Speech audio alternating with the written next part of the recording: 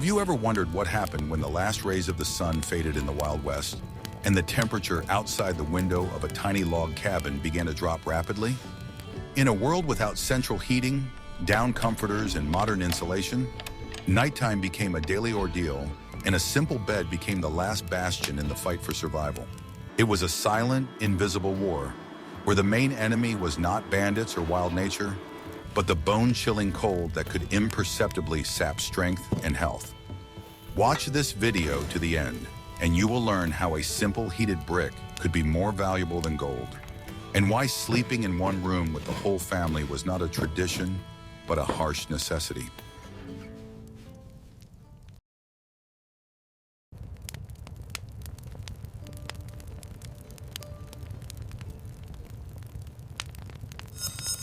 What if I told you that a bed for a pioneer was not just a piece of furniture, but a real engineering structure for preserving life? It was not an item of luxury or comfort as we understand it, but a central element of a survival strategy in a harsh climate. The design and location of the bed in the only room of a log house served one main purpose: to preserve precious heat as much as possible. It was a personal outpost, the last line of defense when the fire in the hearth died down and the cold began to seep through the cracks in the walls.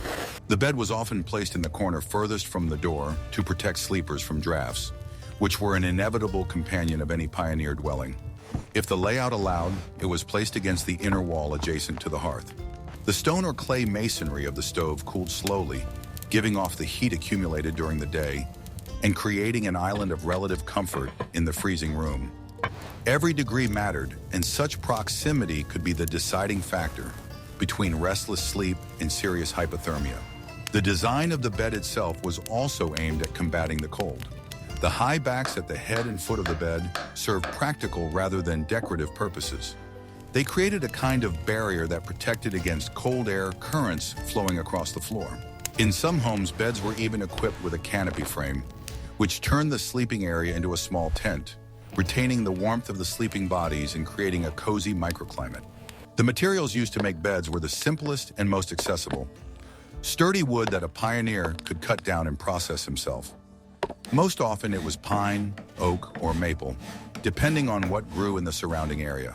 No frills, just rough functionality: 4 legs, a frame, and a weave of ropes or leather straps instead of a modern mattress base. This simple and reliable design served for decades, passing from one generation to the next.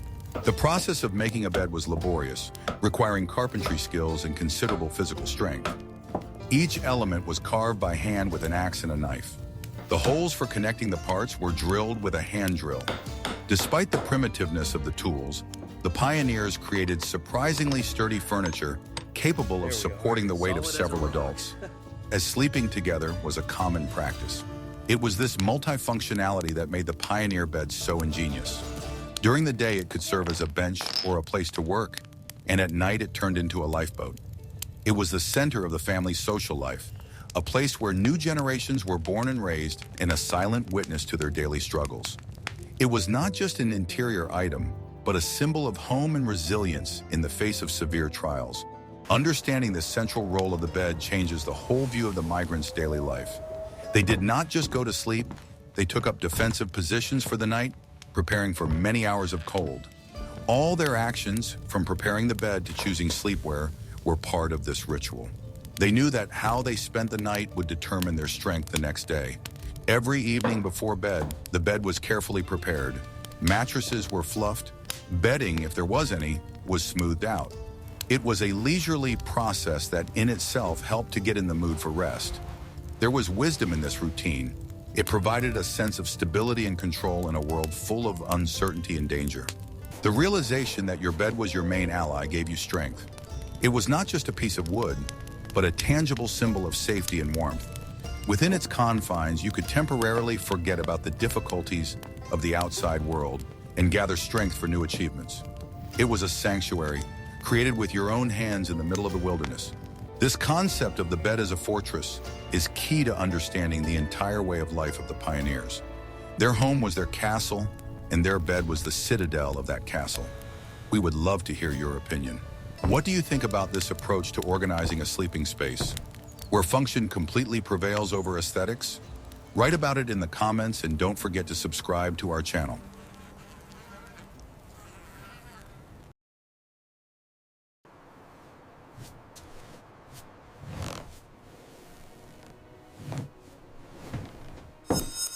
Ready to learn the truth about what the heroes of the Wild West actually slept on? Forget about orthopedic mattresses, because the basis for sleep was simple but effective fillers provided by the earth itself. The most common and affordable material was ordinary straw or hay. After the harvest or mowing, these materials were in abundance and cost next to nothing, making them the perfect choice for poor families.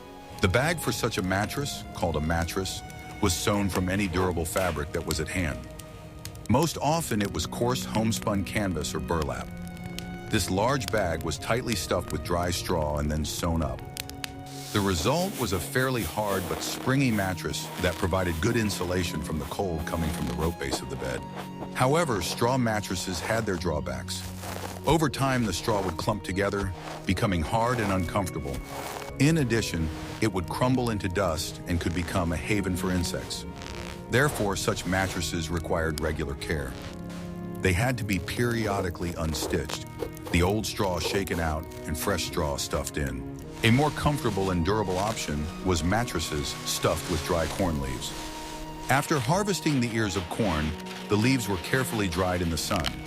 They were more elastic than straw and made a pleasant rustling sound. Such a mattress kept its shape better and lasted longer before requiring replacement of the filling. The collection and preparation of corn leaves was an important part of autumn preparations. The whole family participated in this process, understanding that their comfort during the long, cold winter depended on their labor. This was another example of how the pioneers used every resource that the land gave them, without neglecting anything. Feather beds were considered the height of luxury and comfort.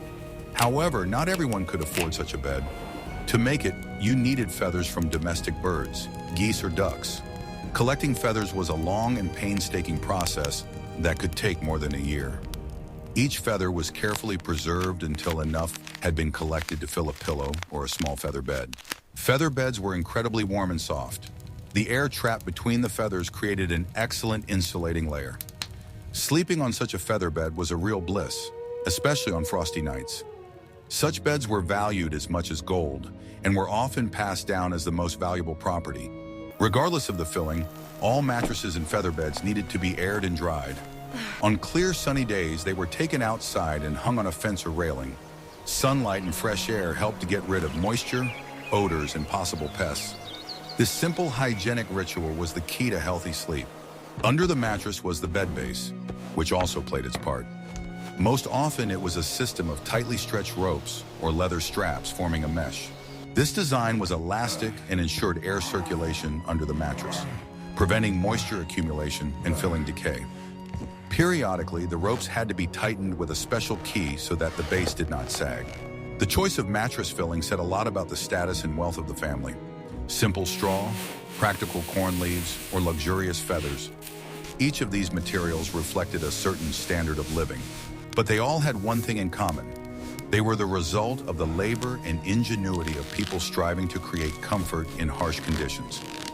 In the next chapter, we will reveal the secrets of the multi-layered shelter that turned a cold bed into a warm cocoon.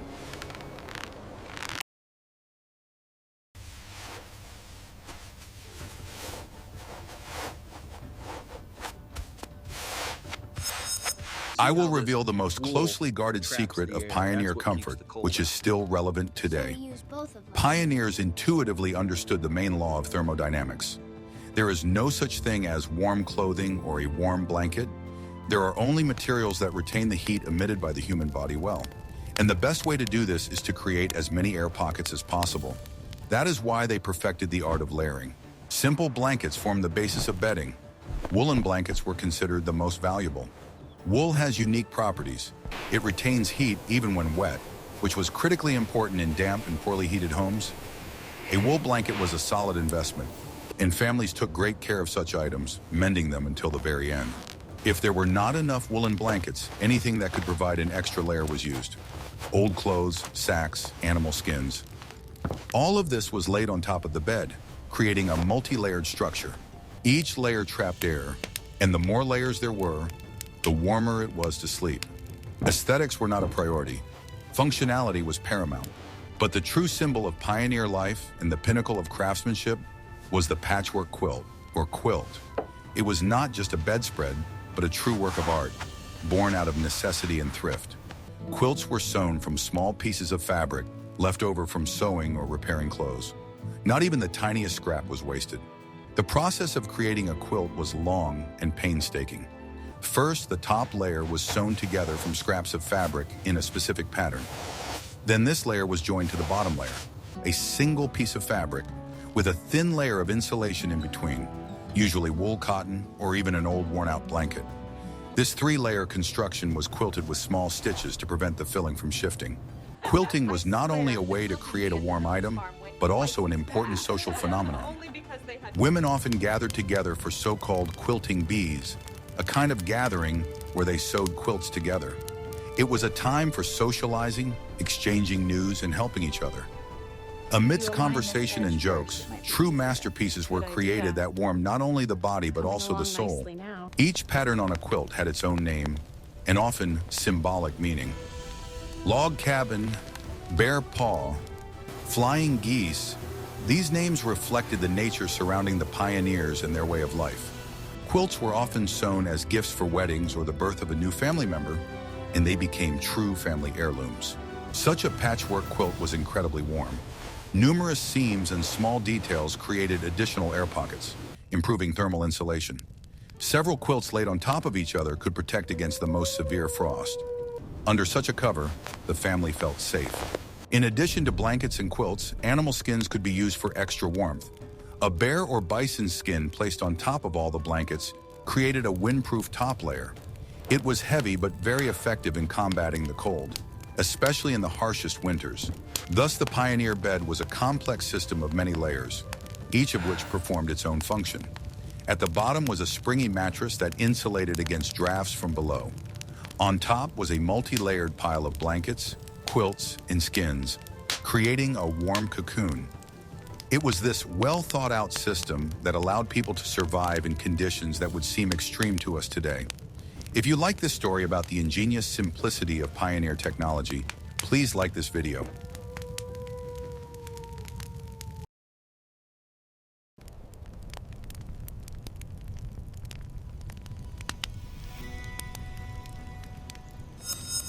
What I'm about to show you was the norm for pioneers, but it shocks modern people.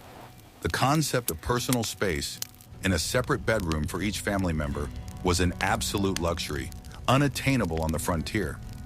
In most cases, the whole family lived in a single room, and sleeping together was not a whim, but a vital survival strategy based on a simple physical law.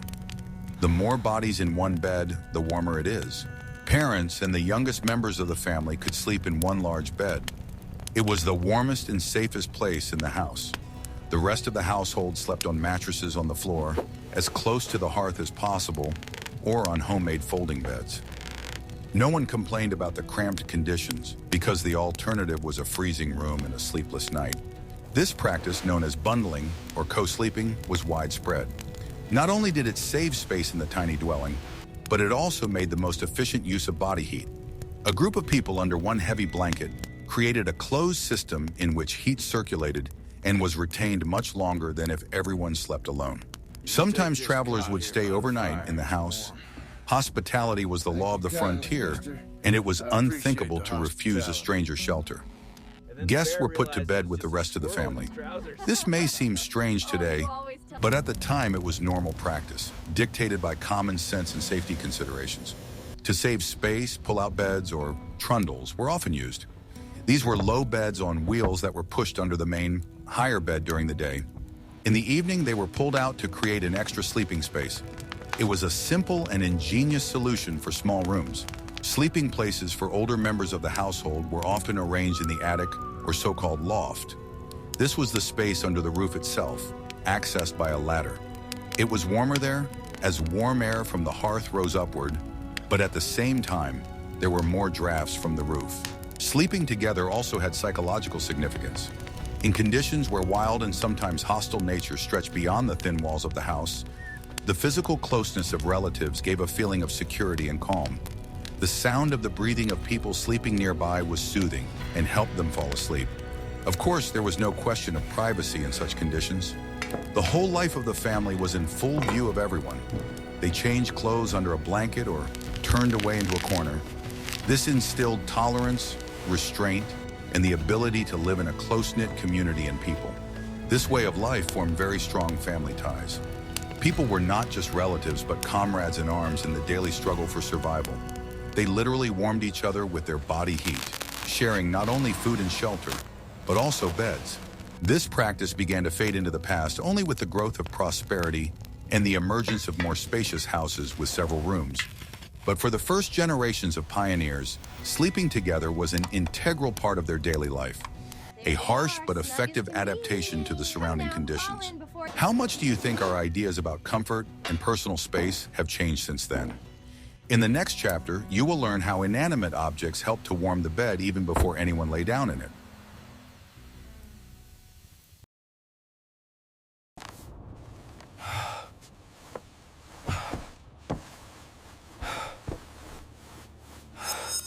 Even the most multi-layered bed in a frozen house feels icy at first. Diving into cold sheets was an unpleasant experience that pioneers tried to avoid by any means possible. Therefore, before going to bed, they resorted to various tricks to warm up their beds in advance. The simplest and most common method was to use heated objects. An ordinary brick or a large, smooth stone was kept by the fire in the hearth all day. By evening, it would be red hot, accumulating a large amount of heat. Before going to bed, this improvised heater was taken out of the ashes, carefully cleaned of soot, and wrapped in several layers of thick fabric, such as an old towel or a piece of burlap. This was done so as not to burn the bedding or burn oneself. This hot water bottle was placed in bed under the blankets half an hour before bedtime. The stone or brick slowly gave off its heat, warming the sheets and mattress.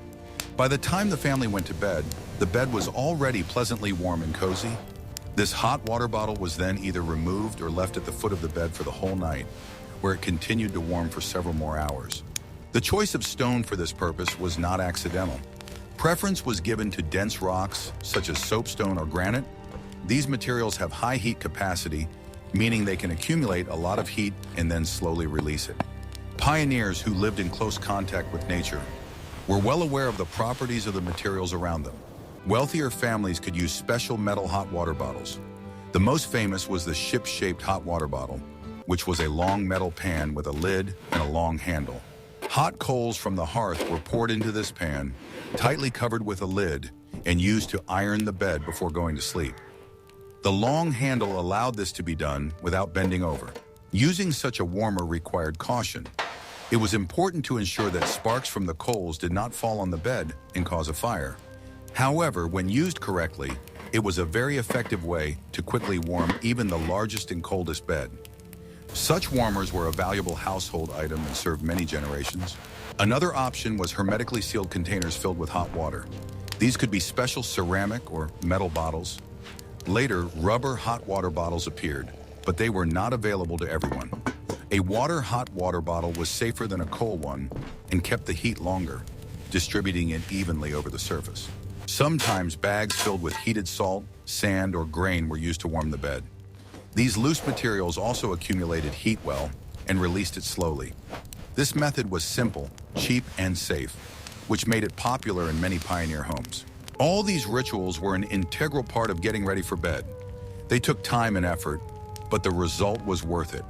Crawling into a pre-warmed bed while the blizzard howled outside was a small but very important pleasure that helped to survive the harsh night. This ingenuity in using the simplest objects to create comfort is one of the most striking features of the pioneer character. They did not wait for favors from nature or technological progress, but created comfort with their own hands from what was available. Bricks, stones, or hot water bottles. In their hands, these things became tools for survival. To modern people, accustomed to electric blankets and adjustable heating, these methods may seem primitive, but for the people of that era, they were cutting-edge technologies for warmth and comfort, the result of centuries of experience and observation. They prove that human ingenuity can find a way out of any situation.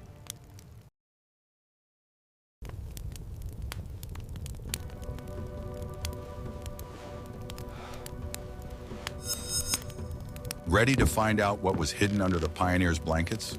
Forget about silk pajamas, because sleepwear on the frontier was not a tribute to fashion, but another layer of protection from the cold. It was as simple and functional as possible and was sewn from the warmest fabrics available. The main purpose of nightwear was to retain body heat and protect against drafts, even if a person kicked off their blanket in their sleep. The main item of nightwear for all family members, regardless of gender and age, was a long nightshirt. It reached the ankles, had long sleeves, and a high collar. This cut was thought out to the smallest detail. It covered as much of the body as possible, leaving no chance for the cold to penetrate. Such shirts were most often sewn from flannel or thick homespun cotton. Flannel, thanks to its pile, excellently retained air and created a warming layer. It was soft, hygienic, and relatively inexpensive, which made it an ideal material for nightwear. Wealthier families could afford shirts made of fine wool. An important and now unjustly forgotten element of nightwear was the sleeping cap.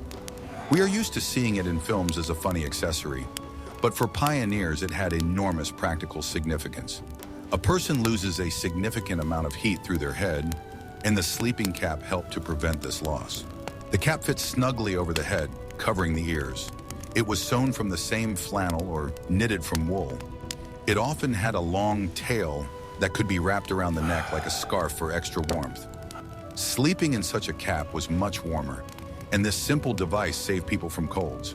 On particularly cold nights, extra clothing could be worn over the nightshirt. This could be an old sweater, a vest, or even outerwear. The principle of layering worked not only for the bed, but also for the person themselves. The main thing was to create as many air pockets as possible. Warm wool socks were a must for the feet. The feet are one of the most vulnerable parts of the body to the cold, and keeping them warm was critical for comfortable sleep and overall health.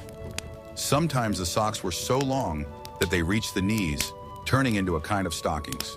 This entire night uniform was not very elegant, but it was incredibly practical. It turned a person into a kind of thermos, retaining as much of their own heat as possible. Waking up in the middle of the night to throw wood on the fire, a person did not have time to freeze in such attire. Nightwear was cared for in the same way as any other clothing. It was washed and repaired regularly. The simplicity of the cut made it easy to replace worn parts or patch holes. Nightshirts were often sewn from old daytime clothing, following the principle of total economy. This well-thought-out system of nightwear once again demonstrates how seriously the pioneers approached the issue of heat conservation. They understood that nighttime was a time when the body was vulnerable, and they did everything possible to ensure safe and restorative rest. Which detail of the pioneers' nightwear surprised you the most? In the next chapter, we will look at how the very design of the house helped to conserve heat.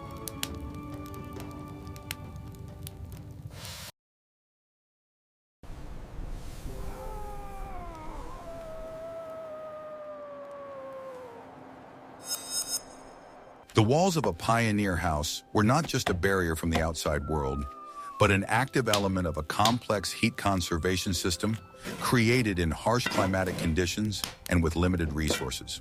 Although log cabins are now associated with comfort and simplicity, their design was originally the result of centuries of adaptation, where every element was subject to the logic of survival.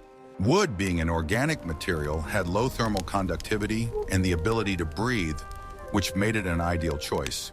However, real thermal insulation could only be achieved with precise fitting of the logs and careful maintenance of the walls. The main problem with any log house was the gaps between the logs, through which precious heat escaped. The wind that penetrated inside instantly destroyed comfort, and in severe frost, turned the interior walls into icy surfaces. Fighting these gaps was a constant concern for every owner. The process of filling them, caulking, had an almost ritualistic significance. It was carried out in the fall, before the first frosts.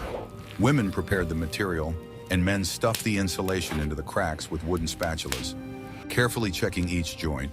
It was quiet but vital work on which the family's survival in winter depended. The most common material for insulation was moss, especially sphagnum. It was harvested in swamps, dried under sheds, and stored in large bags.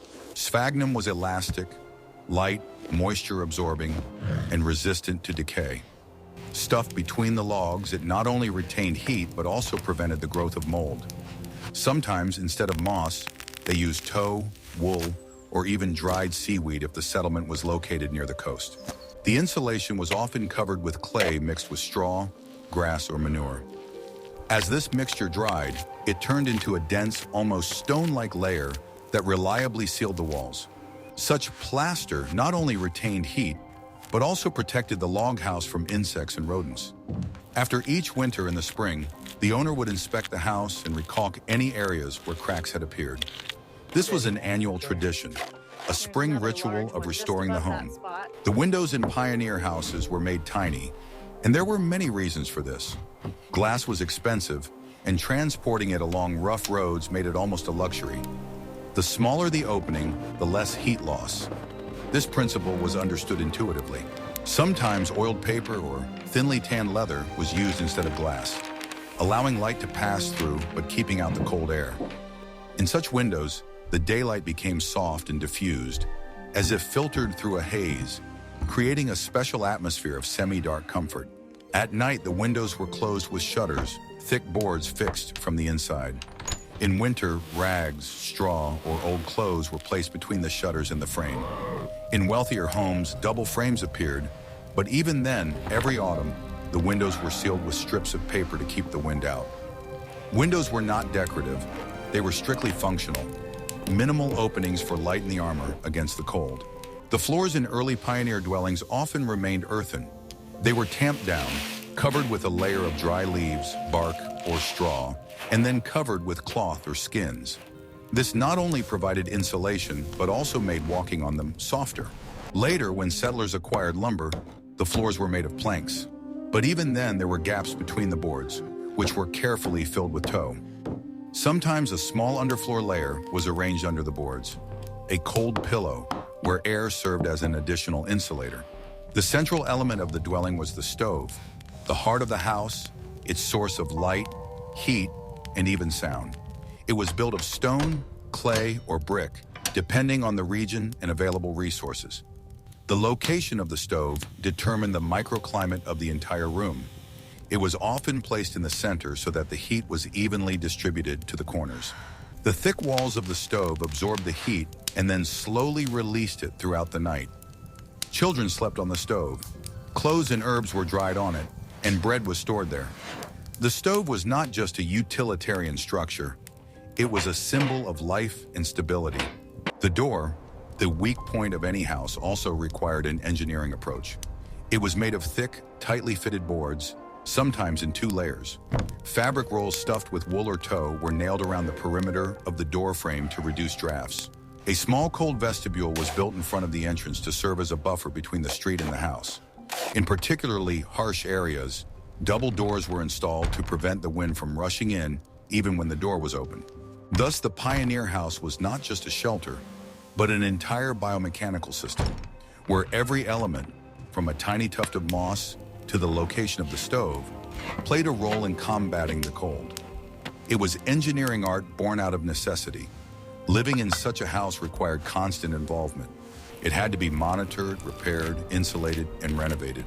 But it was precisely in this constant labor and care that the philosophy of developing new lands lay.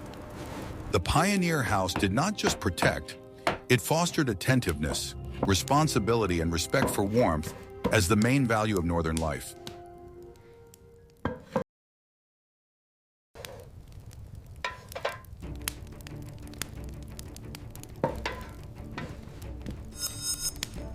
The hearth was the beating heart of the pioneer house. During the day, it provided light, heat, and the ability to cook food and boil water. But at night, its role changed.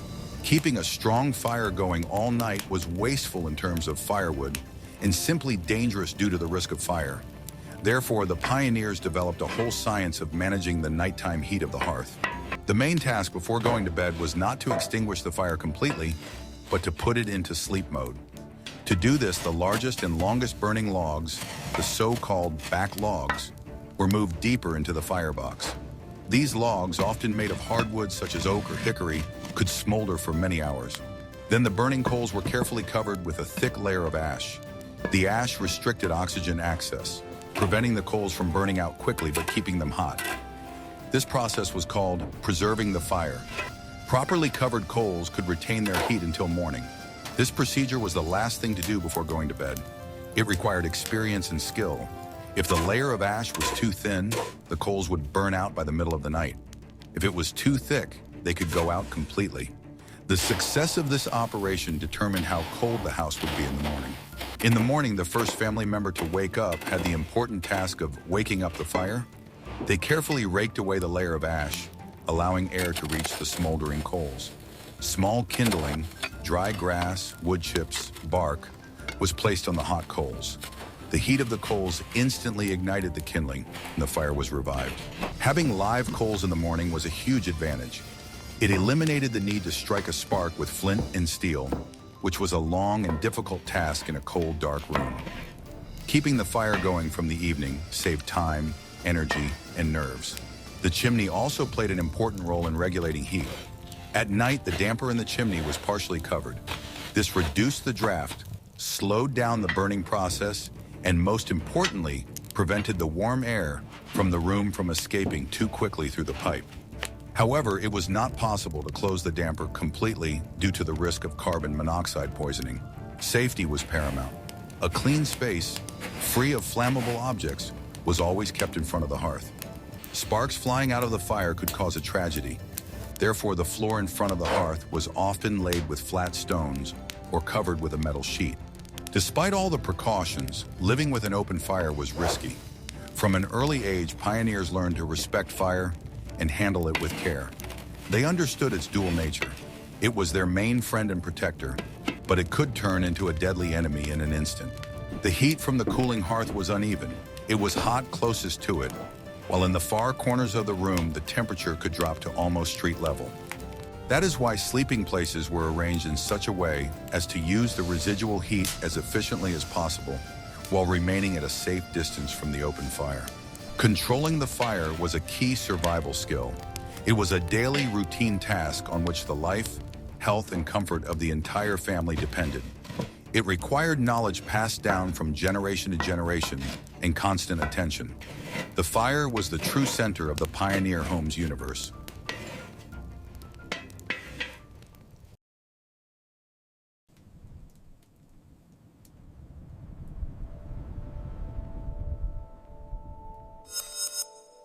When the fire in the hearth died down and the conversations fell silent, the pioneer home was plunged into a different reality.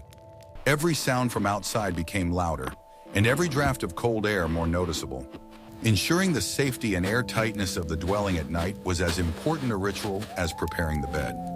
It was protection not only from the cold, but also from the feeling of vulnerability to the vast and wild world. The main enemy of nighttime comfort was drafts. They penetrated from everywhere, from under the door, through cracks in the walls and window frames. To combat them, the pioneers used simple but effective methods. A special cloth roller, tightly stuffed with sand, sawdust, or rags, was placed along the bottom of the front door. This sausage dog, as it was sometimes called, effectively blocked the flow of cold air. Windowsills also required attention. All cracks in the frames were plugged with tow or old cloth for the winter. Sometimes the frames were even sealed with strips of paper. These measures significantly reduced heat loss and eliminated the unpleasant icy air that could blow directly on sleeping people. Beds, especially those near the outer walls, were often separated from the rest of the room with curtains. Thick fabric hung on a rope or pole created a kind of tent. This not only protected against drafts, but also retained the heat of the sleeping bodies, creating a cozy and warm microclimate inside the sleeping area. Security was also an important factor. At night, the front door was not simply closed, but securely locked from the inside with a massive wooden bolt. This simple device ensured that no outsiders could enter the house while its inhabitants were asleep. The shutters on the windows served a dual purpose. Not only did they protect against the cold, but they also served as an additional security barrier. Closed and locked from the inside, they made the house look like a small, impregnable fortress. The night on the frontier was filled with sounds. The crackling of trees in the frost, the howling of the wind, the hooting of owls, or the distant howling of coyotes. All of this was the soundtrack of pioneer life. For newcomers, these sounds could be alarming, but over time, people got used to them, learning to distinguish between the usual noises of nature and those that could signal danger. Sturdy walls and a securely locked door provided the necessary psychological peace of mind. Inside their small, warm world, the family felt relatively safe. This feeling was as important for proper rest as physical warmth. The floor in the house could also be a source of cold. Homespun rugs and mats, which women wove during long winter evenings, were not just decoration. They served as an important insulating layer, making the floor warmer and muffling the sound of footsteps. It was especially important to have a rug by the bed so that you didn't have to put your bare feet on the icy floorboards in the morning. Thus, preparing the house for sleep was a complex task. It included not only manipulating the fire in the bed, but also carefully sealing the entire room. Every cushion under the door, every curtain around the bed, contributed to the overall victory over the nighttime cold and anxiety. This daily routine created a sense of order and control. It transformed a simple log cabin into a real home, a refuge where one could rest and recharge before a new day full of work and trials.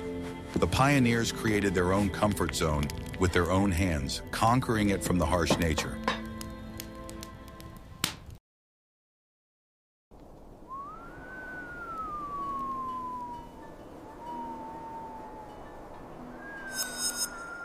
Waking up in a pioneer house was the complete opposite of a cozy evening. By morning, the fire in the hearth had almost died out, and the temperature inside the dwelling had dropped to a minimum. Often, it was only slightly higher than the temperature outside. The water in the bucket by the door could be covered with a crust of ice, and bizarre patterns froze on the windows. The first moments after waking up were the most unpleasant. It took a lot of willpower to get out from under the warm pile of blankets into the icy air of the room. Breath turned into clouds of steam. It was a daily shock immersion into the reality of the frontier. The duty of lighting the fire usually fell to one of the older members of the family, most often the head of the household. It was the first and most important task of the new day. The comfort and routine of the entire family depended on how quickly he could accomplish it. The process of reviving the fire was honed to perfection. First, the ashes had to be carefully raked to find the embers that had been preserved from the evening. Then kindling was placed on top of them. Dry moss, thin chips, twisted paper. A light breath and the first timid tongue of flame appeared. As soon as the kindling caught fire, thinner logs were added, followed by larger pieces of wood. After 10 to 15 minutes, the fire was already roaring merrily in the hearth, beginning its daily work of heating the house. A life-giving warmth gradually began to spread throughout the room. While the fire was burning, the rest of the family remained in bed, in their warm cocoons. This was the most sensible decision. It only made sense to get out from under the blankets when the air in the room had warmed up a little. They had to get dressed quickly, right by the fire. Clothes left in the room overnight became icy and damp. Some people prudently took them to bed with them to warm them with their body heat. It was a simple but effective life hack. The first thing they did was put a pot of water or snow on the fire. A hot drink, tea, coffee, or just herbal tea, was necessary to warm up from the inside and finally wake up. Breakfast was also hot and hearty to give the body energy to work in the cold. The morning cold was a constant reminder of the fragility of their existence. It showed how much their lives depended on a single source of heat. Any unforeseen situation, running out of firewood, the fire going out, could turn into a serious problem. Nevertheless, the pioneers accepted this as a given. They did not complain about the cold, but methodically fought it every day. The morning revival of the fire was a symbolic act, a victory over the darkness and cold of the night, the beginning of a new day and new work. This daily cycle, from covering the coals in the evening to rekindling the fire in the morning, was the rhythm of their lives. It dictated their routine and habits. It was in this relentless struggle for warmth that the essence of survival on the frontier lay, shaping people who were resilient, resourceful, and strong in spirit.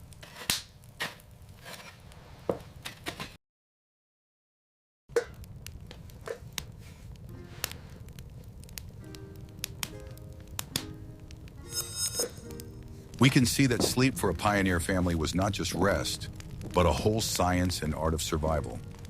Every element of their daily life, from the construction of the bed and mattress filling to the nightcap and the method of covering the coals, was part of a complex and well-thought-out strategy. They did not have modern technology, but they had something more valuable. Knowledge passed down from generation to generation, observation skills, and incredible ingenuity. This daily, silent struggle against the cold shaped their character, making them strong, patient, and united. They learned to appreciate the simple things: the warmth of the hearth, a dry blanket, hot food, and the shoulder of a loved one nearby. Their experience is a harsh but important reminder of how long and difficult the road was to the comforts we take for granted today. What other aspects of the pioneers' lives would you like to explore? Perhaps you are interested in how they built their homes, obtained food, or made clothing. Suggest topics for future videos in the comments, and don't forget to subscribe to our channel so you don't miss out on new journeys into the past.